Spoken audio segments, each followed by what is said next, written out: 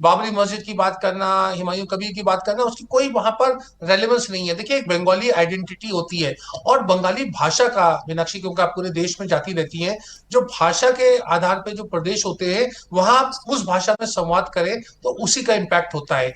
नरेंद्र मोदी जी बहुत अच्छे वक्ता है, अमित शाह जी बहुत अच्छे वक्ता है, लेकिन बंगाल में अगर आप बांग्ला भाषा में बात नहीं करें, मतलब पॉलिटिकल उसके लैंग्वेज में, तो जी। उसका इम्पैक्ट आधा अधूरा होता है। यही चीज गुजरात में भी होती है, और यही चीज केरल तमिलनाडु में भी होती है, यही चीज कुछ हद तक पंजाब में भी होती है। तो ये लिंग्विस्टिक स्टेट में बहुत बड़ा एक चैलेंज है, और एक ऐसा भाजपा को एक लीडर की तलाश है, और अभी मुझे लगता है कि शुभेंदु अधिकारी से वो तलाश पूरी नहीं हुई है, कि वो हर इलाके में जो बंगाल के जो अलग अलग रीजन है, वहां का वो नहीं, एक ये बड़ा ये नेता तो हो, एक बात हम बड़ा चेहरा जानते हो। ही हैं कि 294 में से अ, अगर सीटों की बात की जाए तो 215 सीटें ही ऐसी है जहां पर बीजेपी के पास उनका अपना संगठन है, जहां पर उनकी ताकत है। उसके बाद तो फिर ये लड़ाई बहुत मुश्किल है। 80 सीटें तो ऐसी है जहां पर उनके पास अपना संगठन नहीं है, नेतृत्व नहीं है, वहां ताकत नहीं है। इसलिए हम भी समझ रहे हैं अक्षत जी कि जो कुछ भी बीजेपी हासिल कर सकती है वो इसी पहले चरण में हासिल कर सकती है। दूसरा चरण तो वैसे भी डेफिनेटली अब उनके लिए बहुत मुश्किल होने जा रहा है बीजेपी के लिए। डेफिनेटली सही बोल रही हैं। पिछली बार जैसे फेज वन के अंदर 59 सीटें भाजपा की आई थी आउट ऑफ 152 सीट्स जो अभी चुनाव के लिए जाएंगी। अभी उसमें भी अगर हम लोग उसको फर्दर ब्रेक करते हैं तो नॉर्थ बंगाल का जो आप एरिया बोल रही हैं, दार्जिलिंग वाला साइड हो गया, मालदा वाला साइड हो गया, नॉर्थ बंगाल के क्षेत्र में, तो भाजपा की वहां पर 30 सीटें आई थी। अब भाजपा का जो मैक्सिमम अपसाइड है वहां पर वो 8 से 10 सीटों का है। तो हमने इसकी कुछ वहां पर फील्ड में सर्वेस किए, मॉडलिंग की है डेटा की, तो भाजपा वहां पर मैक्सिमम 30 से लेकर 40 तक जा सकती है। बट भाजपा का जो ग्रोथ होना है वो अब ईस्टर्न साइड से होना है। बीरभूम साइड हो गया, मेदिनीपुर साइड हो गया, तो जहां पर शुभेंदु जी आए हैं पार्टी में, ग्रो कर रहे हैं पिछले 5 साल से कार्यकर्ता, और यहाँ पर उन्हें जोड़ रहे हैं, तो नॉर्थ में तो और ग्रोथ का स्कोप रहा ही नहीं है। भाजपा ऑलरेडी एक पॉइंट के आसपास है कि जहां पर 7-8 सीटें और मतलब बढ़ा लेंगे, बट उससे वो लोग 100 के पार नहीं जाएंगी। 100 के पार जाना है तो बीरभूम, मेदिनीपुर, झरग्राम, पुरुलिया, इस क्षेत्र के अंदर भाजपा को और अच्छा करना पड़ेगा। हम एक और काम इसमें एक करते और हैं। पॉइंट ऐसा जी है जी कि जी जी जी, बात पूरी कर ले आप। 59 सीटें हम्म। आई थी।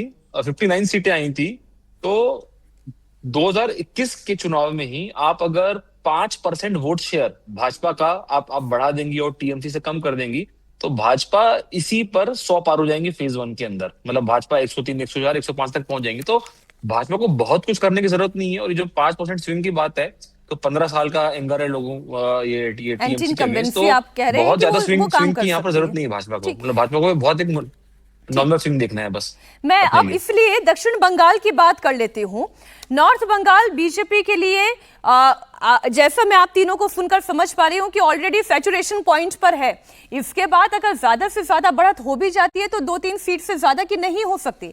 असली मुश्किल कहाँ है? वो चुनौती दक्षिण बंगाल में है। आइए एक बार फिर से आपको बड़ी स्क्रीन पर लिए चलती हूँ।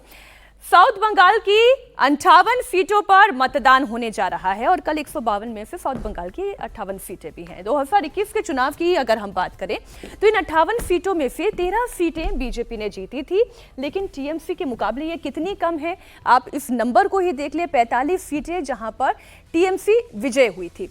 अब साउथ बंगाल में मुर्शिदाबाद जैसा घनघोर मुस्लिम बहुल आबादी वाला जिला है। मुर्शिदाबाद में कुल 22 सीटें हैं। 21 के चुनाव में बीजेपी को यहां पर मात्र 2 सीट मिली थी। साउथ बंगाल के हिंदू आबादी वाले जिलों में भी बीजेपी की लड़ाई बहुत टाइट है। बीरभूम को ही ले लीजिए, यहां हिंदू की आबादी कितनी है आप देखें, 62% हिंदुओं की आबादी है। लेकिन 2021 के चुनाव में बीरभूम की ही 11 में से 10 सीटों पर जीता कौन? टीएमसी। मात्र 1 सीट बीजेपी हासिल कर पाई। अब 9 सीटों वाले पश्चिमी बर्धमान की बात करें तो पश्चिम बर्धमान की 9 सीटों में से मुकाबला टीएमसी के पलड़े ज्यादा बेहतर रहा। 6 सीटें यहां से टीएमसी ने निकाली, 3 सीटों पर बीजेपी जीती, जबकि हिंदू आबादी देखिए कितनी है, 78% है। अभी थोड़ी देर पहले आप सुन रहे थे हमारे जो मेहमान हैं वो ये कह रहे हैं कि मेदिनीपुर ऐसा क्षेत्र है जहां पर बीजेपी और गेन कर सकती है। 16 सीटों में से बीजेपी 7 सीटों पर जीती थी और टीएमसी ने 9 सीट हासिल की थी। 85% यहाँ पर हिंदुओं की आबादी है। क्या ऐसे में मेदिनीपुर, बर्धमान, बीरभूम यहां से बीजेपी एक्सपेक्ट कर रही है कि इस बार उनका स्ट्राइक रेट पिछली बार के मुकाबले बेहतर होगा? अमिताभ जी, देखिए, जो 58 सीटें आप कह रही हैं, इसमें से क्लियरली 22 सीटें जो मुर्शिदाबाद की है उसको हटा दिया जाए तो 36 सीटें बचती हैं। उसमें से सिर्फ 11 मुझे लगता है कि बीजेपी को आपने पहले उसे ओमिट कर दिया। कोई चांस ही नहीं है बीजेपी का यहां पर? मुश्किल है, मतलब 2-3 सीट इधर उधर जरूर हो सकता है, या कोई अदर्स अगर कांग्रेस मान लेते हैं कुछ सीटें जीत जाती है।